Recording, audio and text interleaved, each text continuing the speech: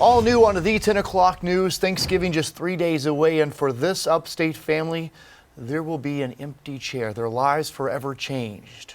Kirstin Volska's family tells us she got on the school bus, and 1 minute she was fine, and the next she was having a heart attack.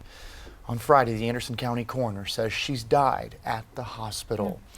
And tonight we're learning more about what exactly happened, and more importantly, who Kirstin was at just 13 years old. Yeah, Fox Carolina's Shale Remien spoke to her step-grandmother tonight. Such a tough time for this family, Shale, especially before the holidays. Well, yeah, you know, as you guys just mentioned, Thanksgiving is around the corner. I spoke to Kirstin's step-grandmother, and she tells me for someone who is so active, a cheerleader, loved to swim, and spent plenty of time at this skate rink here behind me, she says it's so shocking that she was calmly sitting in a school bus seat and then never woke back up. Under the neon lights, that's where Kirstin Volska's family says she spent many of her breaths.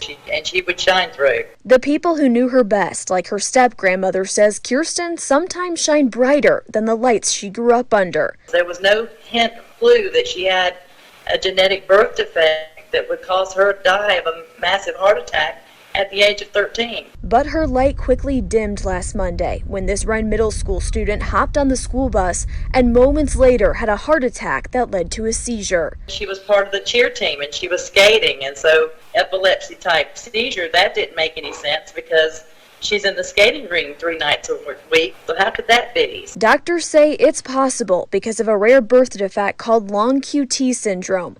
Her step-grandmother says Kirstin laid in a hospital bed on a ventilator before being forced to say their goodbyes Friday. When we buried her father 11 years ago, and now we've only had her for 13 years, and you just want to tell her daddy in heaven to send her back to us. We're not ready to give her up yet. A Facebook page called Prayers for Kirstin shows thousands of people rallying around her family while raising awareness about a birth defect that shows no signs. If it's a genetic thing and you get no warning for it, and you could screen for it, let's try and get that done. Let's make that a standard thing for every child. While she's not under the neon lights, they say their only comfort comes from knowing she's with her dad and a far more powerful one. She was here 1 minute and she was gone next. If that's not a wake-up call for anybody, I don't know what is.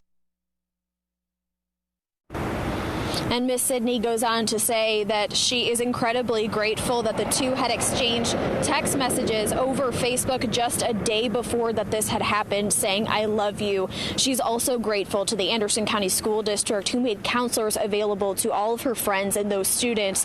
There is a Facebook page called Prayers for Kirstin that has plenty of memories from everybody. If you want to check that out, you can go into our Fox Carolina News app. For now, reporting live in Greenville County tonight, I'm Shale Remien, Fox Carolina, the 10 o'clock news.